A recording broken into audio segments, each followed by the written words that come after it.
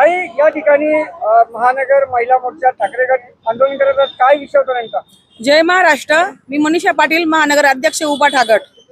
आम्ही आज रुपाली चाकणकर यांच्या विरोधामध्ये मोर्चा काढलेला आहे. त्यांचा जे भोंदू बाबा आहेत, जे काल त्यांना अटक केली नाशिकहून, त्यांनी जे पुण्याला ट्रस्ट चालवत होते त्याच्यामध्ये संचालक म्हणून या रुपाली चाकणकर आहेत व त्यांचे जे फोटो व्हायरल झाले त्याच्यावरून तर असं दिसतंय की त्यांचाही कुठेतरी रोल इन्व्हॉल्व आहे. म्हणून आम्ही त्यांचा राजीनामा मागत आहे. कित्येक अशा महिला, त्यांच्याकडे जी क्लिप सापडली, पेन ड्राईव्ह सापडलं, त्याच्यामध्ये 58 अशा लैंगिक अत्याचाराच्या क्लिपा आहेत.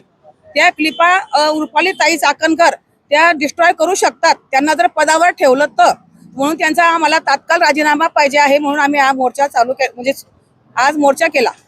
अजून काय आपल्या प्रमुख मागण्या आहेत आणि याच्या मोर्चानंतर पुढचं पाऊल काय असणार?